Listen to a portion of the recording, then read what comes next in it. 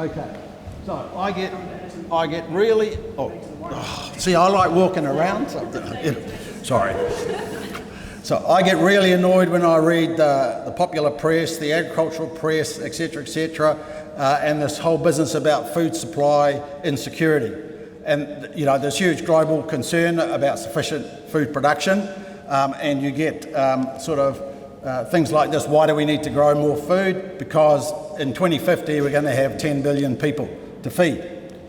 And the problem, and so then they link that with, well, there's going to have to be more agricultural production, so the consequent expansion of agriculture will mean that there's less native biodiversity, and of course there's an increase in externalities. We've been talking about water quality, N and P going into waterways and causing environmental issues, and greenhouse gases all day. And so this is annoying to me because while there is concern in feeding the 10 billion people in 2050, we can feed them all now. And why? Because we waste 40% of the food that's grown for humans from the paddock to the plate, and past the plate as well. Okay, 40% of all the food that's produced does not get eaten by the humans that it was produced for. And that's over 20% of the meat that's produced is wasted, and over 45% of the fruit, vegetables, plant materials are wasted. And to produce that wasted food uses up 25% of the global water supplies annually. And if food waste was a country, it would be the third biggest greenhouse gas emitter globally, after China and the US. And for you fashionistas out there who change their wardrobe every season, the fourth biggest emitter is the fashion industry, which is why people like Allbirds and Merino New Zealand virtue signal that they're decreasing their, they're trying to get carbon zero. Anyway, so I should point out that every time I publicly speak in Southland, I have to come back again to apologise for offending somebody. So I'm going to apologise now, so I don't have to come back to apologise later. Okay, I don't mean to offend anybody, I'm just highly opinionated. Okay, so the root cause of all of these issues that we've been talking about, all of the pressures on agriculture, is us. Right? It's us. We're the problem because we keep breeding, and population growth is a problem. But worse than that, in the so-called more developed countries, population growth is almost static or declining in some countries. It's the less well-developed part of the world where the population is growing. And for New Zealand agriculture, which can feed probably about 40 million people other than the 5 million who live here, by exporting the food products we produce, we obviously want to target the more developed regions rather than the poorly developed regions, because while they want food, and their millennials, I'm sure, do not want almond lattes, they just want something to eat, they don't have the capacity to pay. So there's a bit of a moral and ethical dilemma there for me, if not for anybody else. I understand that we need to target the high-paying, high-value markets. So therefore we need all these credence attributes like Kane was talking about, grass-fed milk, etc., because it appeals to the perceptions of those people who are going to pay better for the products that we supply.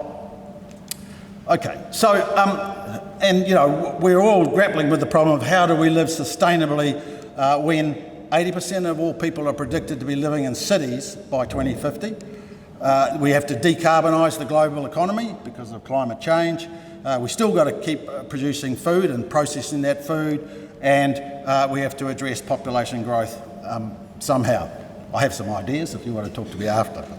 Anyway, and I don't think we'll ever learn, because 2,400 years ago, this gentleman here, Plato, observed severe land and soil degradation in his local area, Greece, etc., in the Mediterranean, when the world population was only 100 million. So, an ex-colleague of mine once told me, past behaviour is a very good predictor of future behaviour, so remember that with your children, so it seems we will never learn.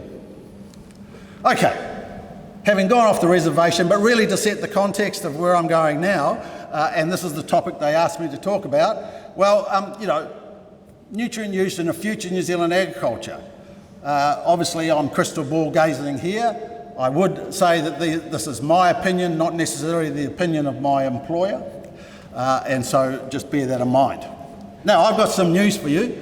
I'm not green, you're not green, any animals that you feed are not green.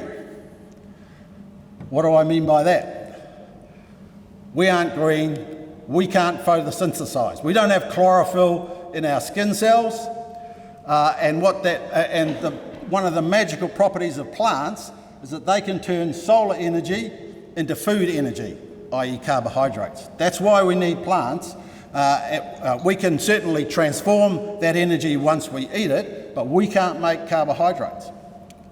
And so if we need plants, and I say we do need plants, and we will continue to need plants in the future, plants need mineral nutrients. And they get those mainly from the soil. We could argue all day about that, but they get them from the soil through their root system. And soils do not have all of the essential nutrients in an endless, renewable supply. Regenerative agriculture people, please listen. Okay. So, I said I was opinionated. Right. So my opinion, based on experience and hopefully some fact, is that there will be mineral fertiliser use, as you use it today, will continue to be used in the future, globally and in New Zealand, and there'll be no fantastical disruption in the types of nutrient-containing products which you buy and apply on your farms. There will be and there already is, some evolutionary changes as opposed to revolutionary tweaks to improve nutrient use efficiency and reduce direct fertiliser nutrient losses post-application to your farms. The fertiliser industry, both globally and in New Zealand, is working to reduce direct N and P losses from fertiliser and also greenhouse gas losses from the only greenhouse gas that gets lost from fertiliser is nitrous oxide from nitrogen-containing fertilisers. And there's going to be globally, there's already emphasis on closing the loop or the circular economy for nutrients, meaning that trying to reutilise waste nutrients to add back into the system rather than be an externality causing problems elsewhere. I've emphasised the word direct nutrient N and P losses from fertiliser for a purpose, because in terms of trying to reduce the loss of those from farm systems, the way you can today reduce the losses of N and P from your farm systems is by following the 4R nutrient stewardship principles of right product, right time, right rate, and right place. Now, I'm going to ask you a question. If you do that to the best of your ability on your farm, tell me in percentage terms how much N or P would you lose from your farm system had you followed directly from fertiliser, had you followed those principles? Shout it out. Sorry? Zero? Ooh, I like that answer, but it's not true. Very little. Not a percentage, Kane. 5%? Any advance on 5%? 20? 10. 10 is the answer. Now, obviously it's variable, but research in New Zealand by some of Richard's colleagues and others have shown that if you do everything right, the direct losses from P and N fertilisers is around about 10%. So where does the other 90% come from? Well, we'll get to that in a minute. So, in terms of the right product, some of the changes that some of you will be aware of, we can coat soluble nitrogen fertilisers with polymers, with polymers basically, and that slows the release of the soluble nutrient from the fertiliser over a period of time. and that will increase the nitrogen use efficiency and decrease any potential leaching loss from that fertiliser product itself. And of course we have coated products. Dawn talked about protected urea. She meant urea is inhibited urea to reduce ammonia volatilisation loss from that urea product. We have slower release P products such as dicalcic super, serpentine super. They've been around for donkey's years, decades, and reactive phosphate rock. So dicalcic and serpentine are slower release products. RPR is a slow release product, but they only reduce the risk of direct P loss for about 60 days after application, and then other processes take over, other processes have absorbed the soluble P from the soluble P fertilisers in comparison to these products. In terms of the right place, avoid spreading fertiliser into open water, obviously drains, ponds, streams, rivers, etc. Make sure you use companies whose equipment is spread mark certified, so you know that they're applying the right stuff in the right place. Calibrate your own equipment if you're spreading with your own spreaders, etc. And an example of being in the right place but at the wrong time is Waikato spreading sunk into the peat bogs of the Waikato.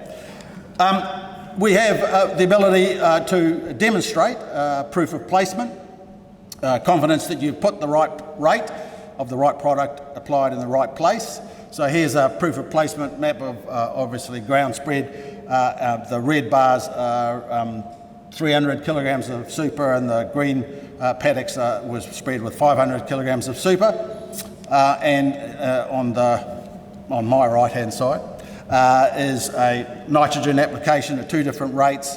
The red areas are spread at half the rate of nitrogen because that donut is where the effluent is applied on that farm. So they were following Dawn's advice of less nitrogen on the effluent area.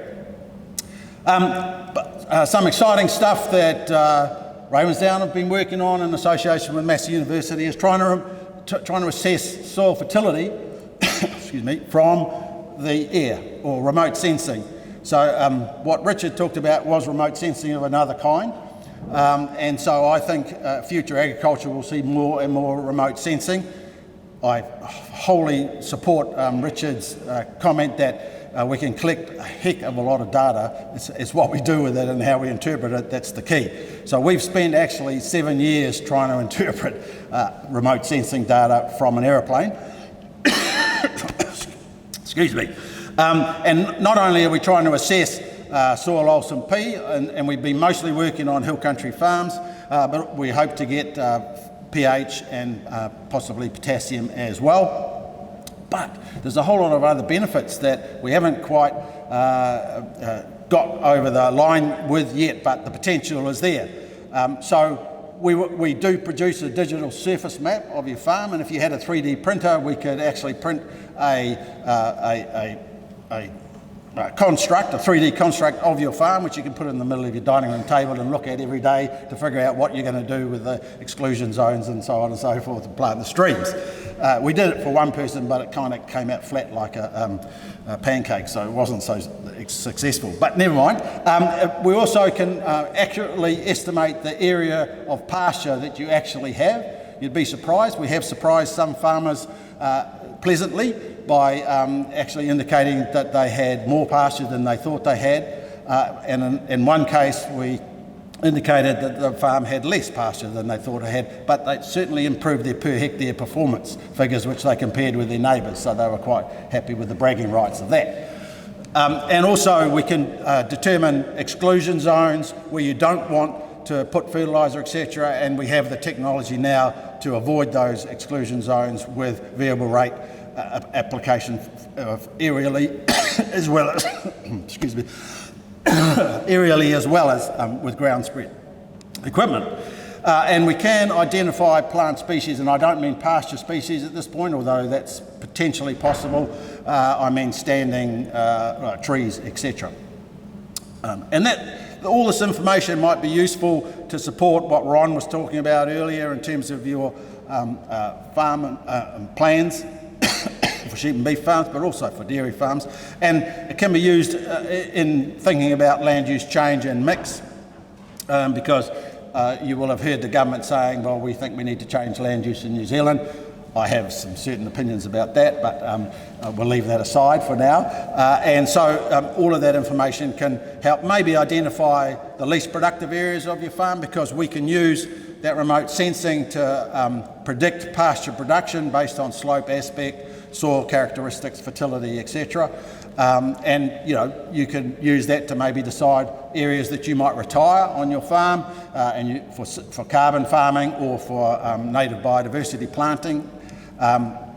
We can indicate which areas has potential to increase the productivity on the better areas of your farm, and reduce emissions on a per kilogram of product basis, if not a total greenhouse gas emission basis. So I put this picture here because an ex-colleague of mine who still works in AgResearch with Richard, although he's up north, he was suggesting in the press not long ago that we should be terracing the hill country. Terracing, so these terraces are all built by hand centuries ago, have lasted this long in the environment, growing food for the people who produce them. And he was suggesting it helps retain moisture better along the terraces, but also stops sediment flowing across the landscape related to what Lisa was talking about, etc. So I can just see you all out there with spades terracing your hills. Okay.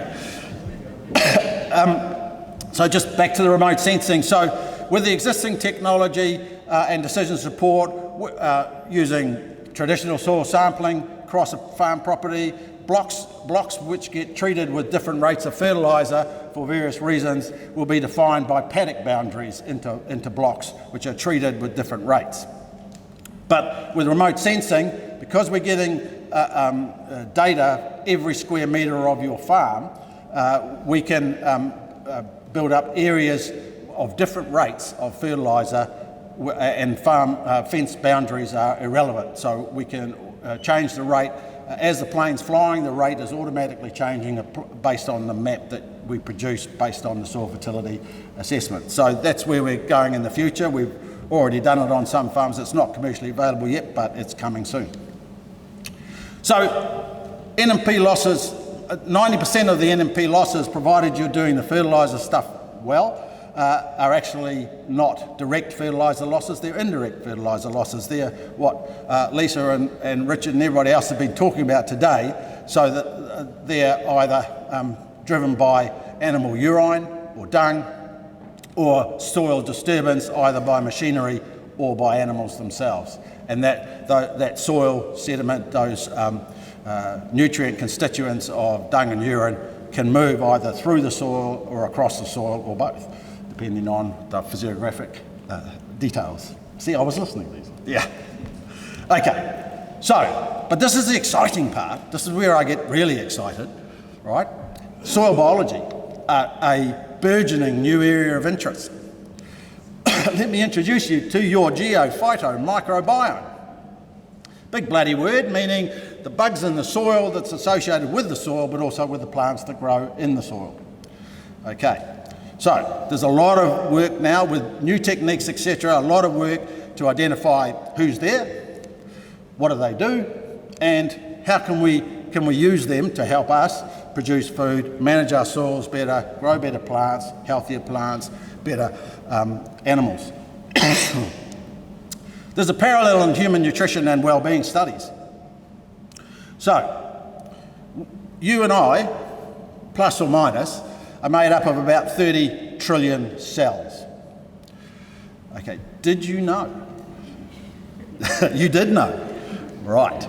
That actually, 100 trillion cells are actually microbial cells in and on you, and are responsible for a lot of good things, a lot of health things, but also can, if the balance is tipped, can be responsible for not so good things. Okay, so that's quite incredible, and there's a lot of studies going on in terms of enhancing particularly gut health, and because that affects things like obesity, a whole lot of things.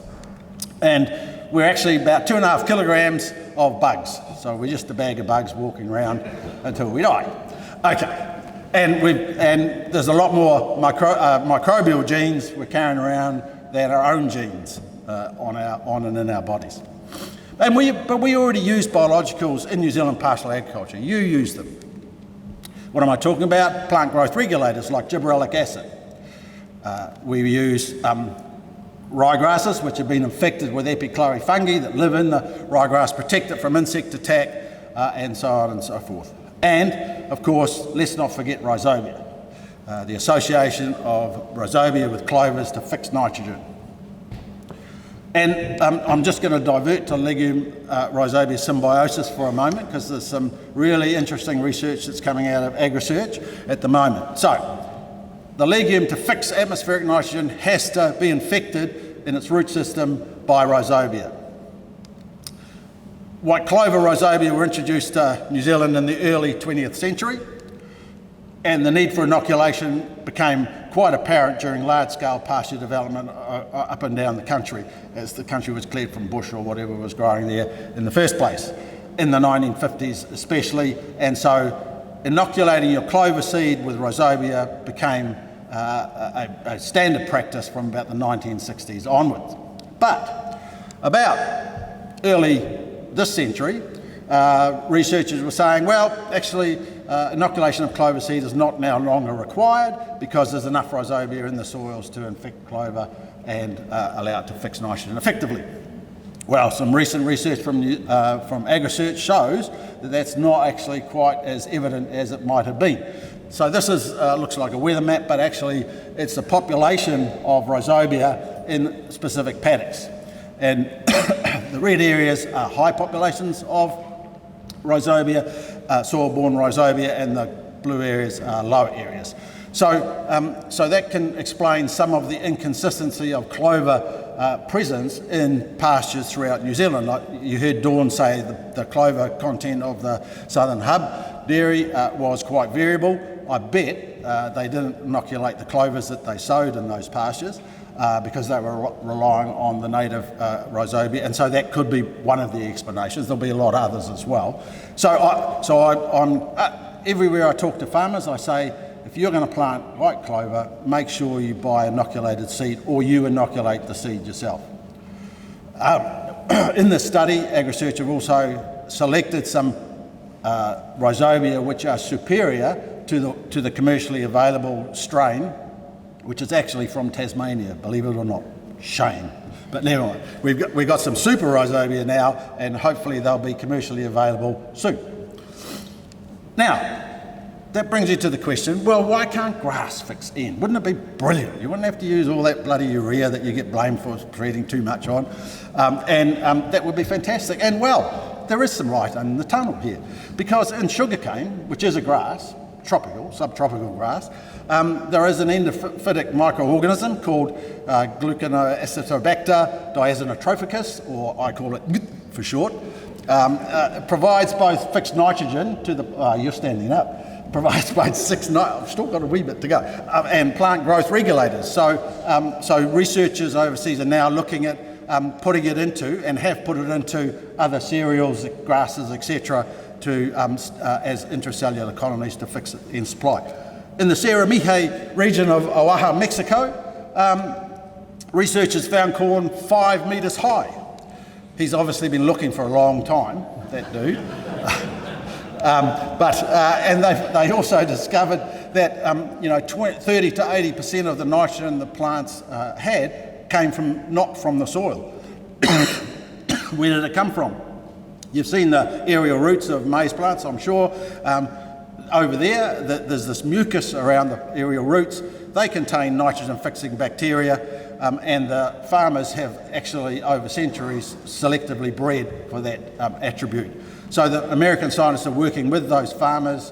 They will give them IP rights, apparently. They've been working for 10 years because they didn't believe the results. It's taken them 10 years to release this information. So, we're learning all the time. Now, not all soil bugs are your friend. Soil-borne pathogens, can affect pasture establishment and persistence significantly. AgResearch, again, has done some work on 10 sites in Waikato, Canterbury and Southland. They found in Waikato a 30% decrease in clover production, 20% decrease in ryegrass production, and they modelled it up to be a 40% loss in profit. You'll be delighted, and so those pictures are actually showing you the pathogenicity effect. You'll be delighted to know that there's minimal disease in either Canterbury or Southland, but like everything good from the north, it will get here eventually. So, I am nearly there.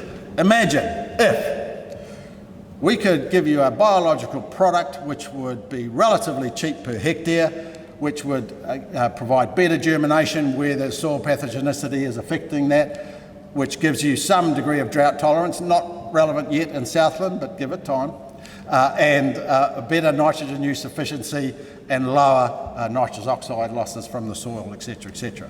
So watch the space, because we're working with Lincoln University on a product like that. Still doing the science, but hopefully it will be available before I shuffle off my mortal coil. So, food production, we'll continue to grow plants to feed animals and us. Plants and animals need mineral nutrients. Soils can't supply all or enough, so we'll have to add them. Soil biology will help us in the future. Mineral fertilizer products will continue to evolve and hopefully to reduce losses to water and reduce gaseous losses and increase the efficiency of nutrient use. Thank you.